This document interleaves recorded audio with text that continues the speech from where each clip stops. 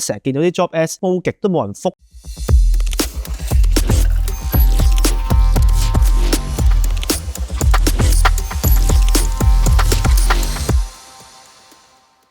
歡迎大家嚟到我個 channel。今日咧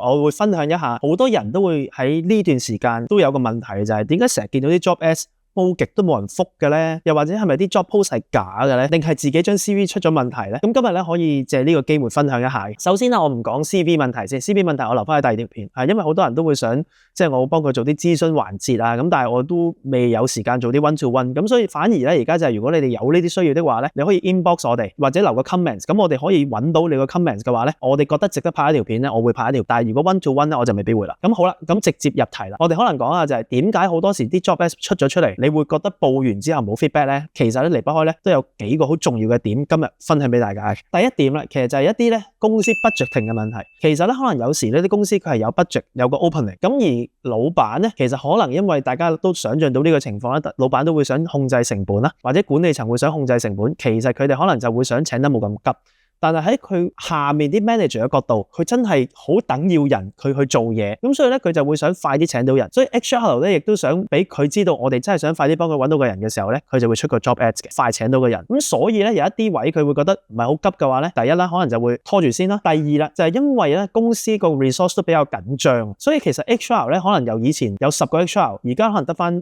5個專做請人嘅 HR。咁而都係要 handle 咁多 opening 咧，你可以想象到其實佢工作量都會大增。咁所以咧見到你張 CV 嘅時候，除非你張 CV 真係好靚啦，如果唔係嘅話，可能佢就好快 skip 過就算噶啦。第二點亦都好牽涉到咧，就係頭先講嘅第一點啦，就係咧好多時公司其實佢係想揾一啲性價比高嘅 dream candidate。你可以想象到咧，而家你報工嘅時候咧，其實可能以前可能得幾十個同你競爭嘅，而家咧我見到有啲工作咧係成1000個競爭者嘅。咁你係 HR 嘅時候，你有冇時間睇晒咁多張咧？又或者你有1000個競爭者嘅時候，你會點樣揀呢？其實佢可能就會揀一啲第一啦 CV 靚啦，第二啦可能人工都要平平地啦，因為我要懟上俾老闆講就係，喂呢一個真係值得請我，點解呢？因為性價比高喎咁樣。咁所以咧，因為好多時啲僱主咧呢個時候佢哋有得揀咧，佢哋好多時都會想諗，或者你哋競爭者多咗咧，佢都會想等一個 dream candidate。所以如果你唔係 which is 我相信大部分都唔係一個 dream candidate 嘅話咧，所以咧你哋 send 嘅時候咧會特別慢啊，因為競爭多咗好多。好，咁第三啊，呢個咧牽涉到一啲我哋 HR 內部嘅嘢嘅，就係咧嗰個 job slot 咧使唔使錢啊？咩意思咧？就係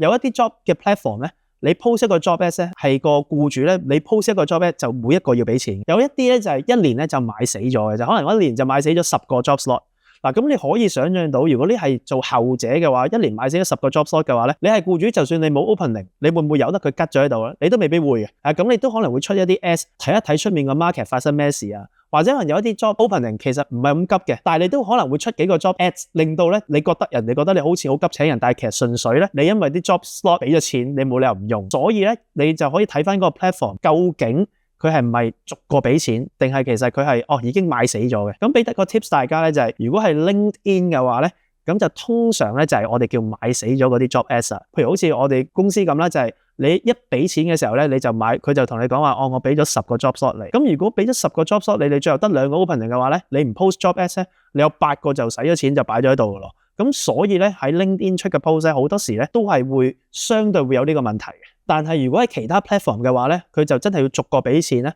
咁你可能就會見得到就係，嗰啲咧就可能真係因為要逐個俾錢，所以出得嘅咧通常都係真嘅。但係同一時間啦，亦都有一個 tips 俾大家嘅，嗰一啲 job 嘅 platform 咧，佢哋有一啲叫做買一個 credit。咩意思咧？就係可能我哋俾10萬蚊，10萬蚊咧就買可能一年300個 job slot。咁而喺佢臨到期嘅時候咧，你使唔晒咧，你嗰啲 job slot 就會冇啦，即係好似大家清價咁樣啫。咁所以咧又係啦，喺嗰啲情況咧，啲公司咧因為可能仲有40個 job slot 喎，佢就一次過用晒出嚟。所以如果有時你會見得到，有一啲公司突然間爆咗好多 job slot 出嚟嘅，咁當然第一啦，可能佢真係請人請得好多，咁就 which is 你都可以報啦。但係咧有另一個可能性咧，就係佢咁啱就係去到截止嗰段時間，佢要用晒 job slot，如果唔係咧就俾人收晒啲 credit 噶啦。呢種安排咧，亦都會影響到嗰啲 job slot 咧真唔真實嘅。咁最後啦，就係因為好多公司而家都係諗減省成本啦、restructure 啦，所以其實佢哋 post 個 job ads 咧，某一個目的，佢係想睇下個 market 有啲咩人。嗱，例如啦，我之前有一條片同大家講過啦，其實好多時老闆都係想揾啲性價比高少少嘅人，又或者你自己想份工 stable 嘅話咧，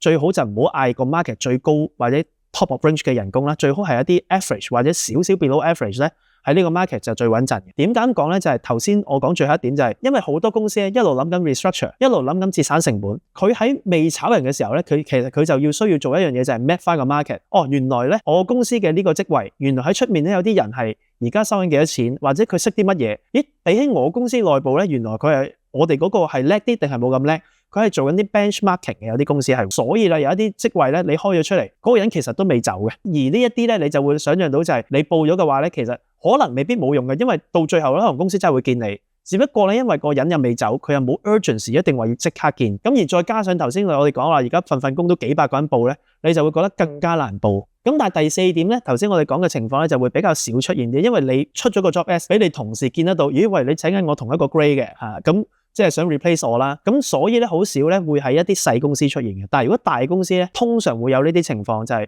可能我公司有40個 business analyst， 咁我出一個 business analyst， 其實冇人會知道我諗住炒人噶嘛，係咪？可能佢就會覺得公司有請人喎 ，OK 喎，係啦，可能仲覺得公司有發展添。但係其實嗰個 job S 有可能係做緊 benchmarking。咁所以希望今日講呢4點咧，俾大家了解到，咦，原來咧點解你依家喺呢個情況報工咧係會咁少人覆或者咁慢覆你啦？咁點樣解決咧？其實好簡單嘅啫，離不開咧就係報多啲工啦，將 CV 寫得靚啲啦，同埋令到你自己嗰張 CV 性價比高少少啦，就係你嗰張 CV 有一啲人哋冇嘅 skills 啦，例如可能你識一啲剪片嘅，你識一啲 programming 嘅，你識一啲 AI 嘅，你識一啲可能做一啲數據分析嘅。除此之外咧，就可能你嗌嘅人工咧就唔好嗌得咁高啊，係唔好嗌到咁盡啊，寫一個闊少少嘅 range， 但係接受一啲 lower range 啊咁樣，咁令到 HR 咧就覺得你張 CV 性價比高，咁咧可能你攞到你個 interview 嘅機會咧就大大提升啦。希望今日我嘅分享幫到你哋啦。嚟緊咧，我亦都會分享一啲好似今日咁啦，一啲請人啊，一啲公司裁員嘅內幕。咁如果大家都想了解多少少，好似今日我分享嘅請人啊或者炒人嘅 tips 咧，咁就記得追實我哋 channel 啦。咁我哋下條片見，拜拜。